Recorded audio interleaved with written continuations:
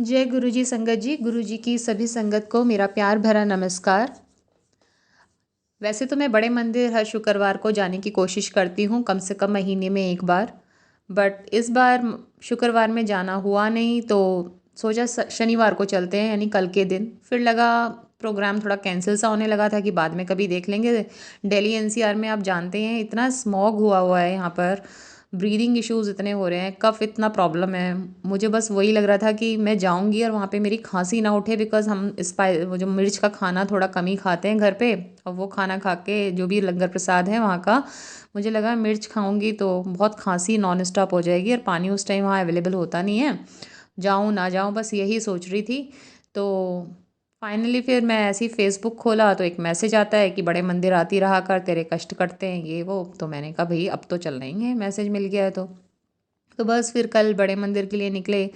बहुत आराम से, हालांकि वहाँ पे हमें पार्किंग नहीं मिली दरबार के पास, बट शटल सेवा से बहुत आराम से बिना किसी लाइन में लगे हम लोग वहाँ पर चले गए गुरुजी के दर्शन करने। तो जो मेन दरबार था, जहाँ शिवलिंग है, वो वाला बंद किया हुआ था और गुरुजी का स्वरूप बाहर ही उसके रखा हुआ था, और वहीं उनकी गद्दी सजाई हुई थी बाहर ही। तो हमें बिल्कुल वहाँ पास में बैठने का मौका मिला, और अच्छे से दर्शन हो गए। और फिर जब लंगर प्रसाद करने गए तो अब चार चार लोग एक साथ खाते हैं, तो वो भी था। और आप विश्वास नहीं करेंगे कि मुझे उस पूरे लंगर प्रसाद में जरा सी भी मिर्च नहीं लगी, ना मुझे खांसी आई। और मैं वापस में आते वक्त बोल रही थी कि आज तो लंगर प्रसाद में मिर्च ही नहीं थी, तो मेरे साथ के सब बोलते हैं कि इतनी तो मिर्च थी, तो वो मुझे नहीं लगी। तो बड़े आराम से दर्शन हुए, आ गए आराम से अच्छे से घर पे। तो फिर आज एक सत्संग भी था, तो एक्साइटमेंट रहता है थोड़ा सा कि सत्संग भी है और गुरु जी के दर्शन भी कर लिए हैं। मेरा गला बहुत ख़राब है, तो बोला थोड़ा ऐसे ही जा रहा है मुझसे। कोशिश करूँगी। तो पिछले महीने कुछ सत्संग में मुझे कहीं जाना पड़ा था तो नहीं अटेंड कर पाई थी, तो एक थोड़ा सा लगता है जहाँ सत्संग नहीं मिलते हैं अटेंड करने के लिए, या थोड़ा सा गैप आ जाता है ना, एनजाइटी लेवल बढ़ जाती है, ऐसा लगता है कुछ तो छूट रहा है, कुछ तो खो रहा है। तो फिर इसीलिए मैंने जल्दी से बड़े मंदिर का प्रोग्राम बनाया था, और आज गुरुजी ने एक सत्संग भी अटेंड करवाया। तो जैसा मैंने पहले भी बताया, आर्मी सोसाइटी में मैं रहती हूँ, तो आज यहाँ पर जिनके घर सत्संग था वहाँ मल्होत्रा अंकल आए थे, जो ओल्ड संगत हैं गुरुजी की, और उन्होंने फेस टू फेस मतलब वो इतना ब्लेस्ड हैं कि बता रहे थे कि मैं तो इतना ब्लेस्ड फील करता हूँ कि जहाँ जहाँ गुरुजी खुद अपनी जगह चेंज करते रहे, जलंधर चंडीगढ़, तो वैसे वैसे ही उनकी भी पोस्टिंग्स वहाँ होती रही। तो बोले कि उन्होंने हमें अलग नहीं होने दिया, मतलब अपने से। फिर जब तक गुरुजी भी दिल्ली नहीं आए थे, बट गुरुजी देख पा रहे थे कि मल्होत्रा अंकल का दिल्ली पोस्टिंग होने वाला है, तो उन्होंने पहले ही बोल दिया था कि चल दिल्ली चल। तो बता रहे थे कि फिर मैं दिल्ली भी आ गया। तो वो बोलते हैं जब से मैंने 91 से जुड़ा था उनसे, तब से मैं उनसे उनके पास ही रहा। ये उनकी एक बहुत बड़ी ब्लेसिंग थी। और वो गुरुजी हमेशा बोलते थे कि जो लोग मेरे पास आते हैं ना, वो यही कहते हैं मेरा कैंसर ठीक कर दो, मेरी ये बीमारी ठीक कर दो, कि बुनियादी चीज़ें मांगते हैं, कोई असली चीज़ तो मांगता ही नहीं है। और असली चीज़ है गुरुजी खुद, सिमरन उनका, कि क्योंकि वो जो रिश्ता है गुरुजी से वो इस जन्म का नहीं है। वो फिर अगर आपको मिल जाए, आप उन्हें पा लें, फिर तो वो जन्मों जन्मांतर हर जन्म में आपके साथ रहेंगे। तो इससे ज़्यादा अच्छा कुछ होता नहीं है। तो मैंने पुरानी जो ओल्ड संगत हैं उनके काफ़ी मैंने सुने हैं, और जब हम नए नए जुड़ते हैं ना, तो वो भरोसा जो होता है, वो ओल्ड संगत जो उनसे रूबरू हो चुकी है, इतना उनका कॉन्फिडेंस, उतना उनका प्यार झलकता है जब वो उनके सत्संग शेयर करते हैं, तो उससे हम खिंचे चले जाते हैं गुरु जी की तरफ। वो भरोसा जुड़ता है, वो जुड़ाव पैदा होता है। तो आज उन्होंने ऐसे ही बोला कि गुरुजी ने काफ़ी उनको हेल्थ ब्लेस की है, जिसका तो वो बोलते हैं कि इतने सत्संग में कितने सुनाऊंगा। तो बताते थे वो कि एम्पायर एस्टेट हुआ या ग्रेटर कैलाश हुआ या चंडीगढ़ हुआ, तो वहाँ पर वो अपना प्रचार नहीं करवाते थे। वहाँ पे जितनी भी संगत आती थी वो उनसे बोलते थे कि भाई बताओ तुम्हारे साथ क्या अच्छा हुआ है, और वो सत्संग वहाँ पे शेयर किए जाते थे, और वो हम सुनते थे। और वो अ, मतलब लोगों के सेल्फ एक्सपीरियंस होते थे कि भाई ऐसा मेरे साथ हुआ, ऐसा मेरे साथ हुआ। तो बता रहे थे कि नोएडा में एक अंकल थे जो कि उनके फ्रेंड थे, और उनको काफ़ी ज़्यादा हार्ट इश्यूज़ हुए, और हालत इतनी बुरी हो गई थी कि उस टाइम ज़्यादा टेक्नोलॉजी वाइज तो नहीं इतना डेवलपमेंट था साइंस में, बट ओपन सर्जरी होनी थी, ओपन हार्ट सर्जरी उनकी, और बहुत ही मतलब बहुत ही ज़्यादा बेकार कंडीशन हो चुकी थी। तो फिर फाइनली उन्हें किसी ने बताया कि ऐसे ऐसे गुरुजी हैं और ग्रेटर कैलाश में है इस टाइम, तो वो नोएडा टू ग्रेटर कैलाश उनसे गुरुजी से मिलने आए। तो उस टाइम गुरुजी अपनी जो माला थी उसको जो भी जल का ग्लास वहाँ पे होता था उसमें डालते थे, उसमें कुछ बोलते थे, अभिमंत्रित करते थे उसको, और फिर वो चूज़ करते थे कि आप आओ और ये जल ग्रहण करो। तो ऐसे मौका कुछ को मिलता भी नहीं था, कुछ को कई कई बार मिलता था। तो ऐसे ही वो जो अंकल थे जिनको हार्ट इशू था, नोएडा से जो आए थे, उनको सेम डे में वो अमृत बोलते हैं उसे, अमृत 4 बार पीने का मौका मिला। तो 3-4 दिन बाद उनकी खुद की सर्जरी होनी ही थी, और 3-4 दिन गुरुजी ने उन्हें अपने पास बुलाया और बार बार वो अमृत दिया, और लास्ट में चौथे दिन बोलते हैं तू ठीक हो गया।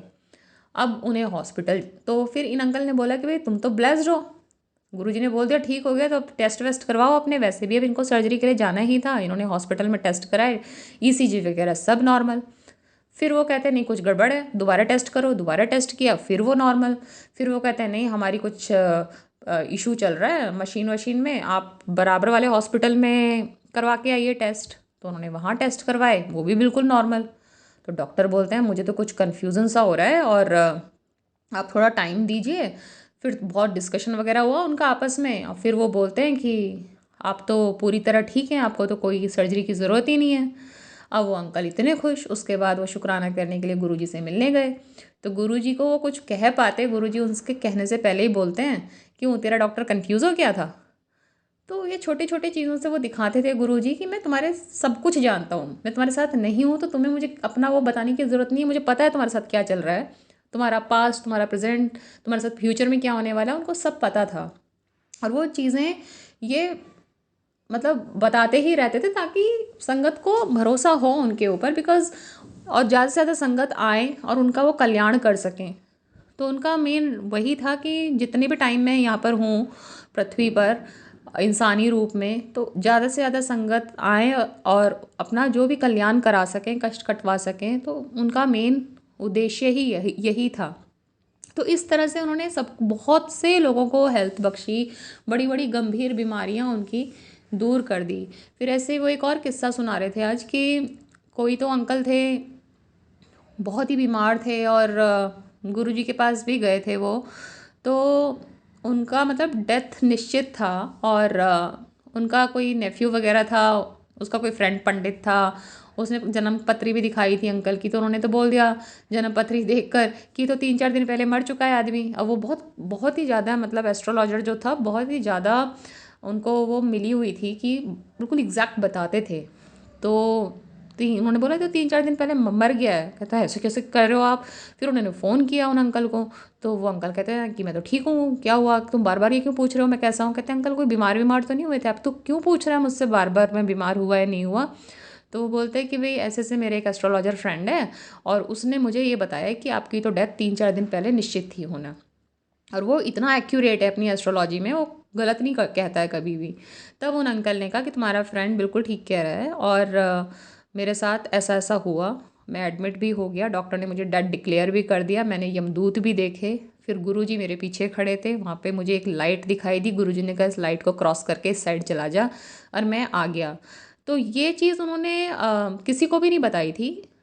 वो सोच रहे थे कि मैं पहले ही जो भी ये शेयर करूँगा गुरुजी से करूँगा। तो जब वो गुरुजी के पास गए तो गुरुजी ने उन्हें पहले ही चुप कर दिया, कहते हाँ हाँ मुझे पता है तू यमदूत देख कर आया है, मुझे ना दस, संगत नु दस।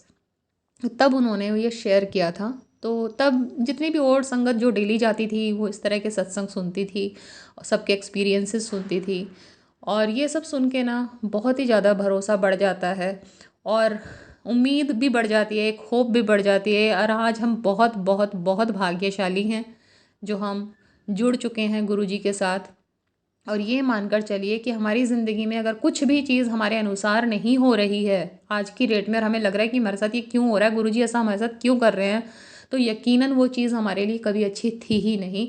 और उससे हमारा इसी जन्म में पीछा छूट जाए, ये जल्दी से जल्दी पीछा छूट जाए, वो बेटर है। तो हमें गुरुजी पर ट्रस्ट करना पड़ेगा हर हाल में। अगर आप उनके संगत हैं, आप उन्हें मानते हैं, तो आप ये सोचिए कि जो भी आपके साथ हो रहा है वो भले ही आपकी मर्ज़ी से नहीं हो रहा है, लेकिन आपके लिए वही सही है।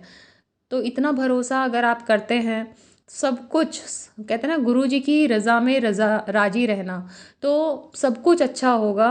बस ठीक है, सरेंडर करने में टाइम लगता है, मैं भी अभी एक लर्निंग फेज़ में ही हूँ। सरेंडर एकदम से हम हमारे हाथ में नहीं है हम करें, बट हाँ जुड़ गए हैं, उन हर जगह वो याद रहते हैं।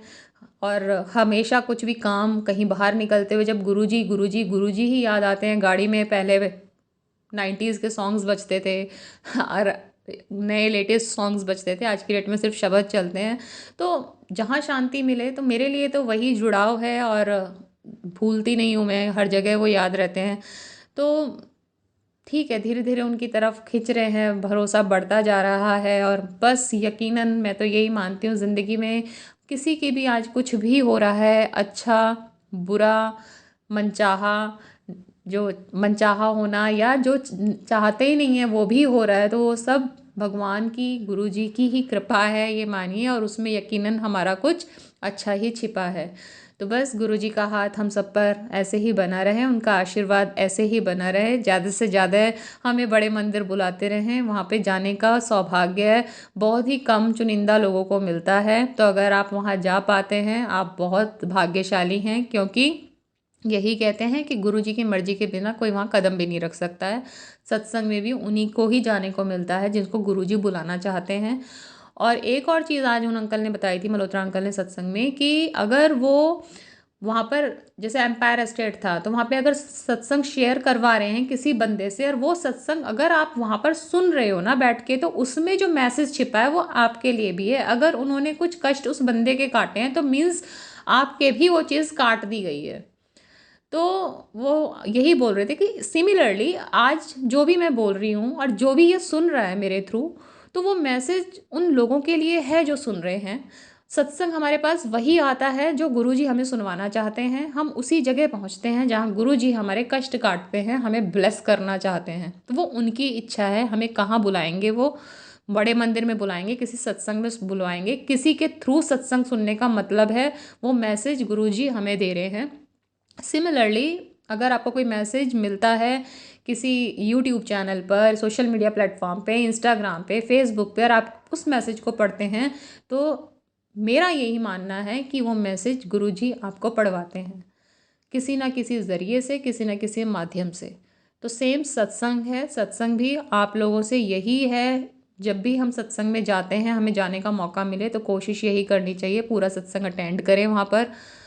और सत्संग सुनने का मौका मिलता है तो पूरा सत्संग ध्यान से सुने, क्योंकि सत्संग में हमारे लिए मैसेज ज़रूर होता है। इसी के साथ आज का सत्संग मैं समाप्त करती हूँ। जय गुरु जी, शुक्राना गुरु जी, आप सभी लोग खुश रहें, स्वस्थ रहें।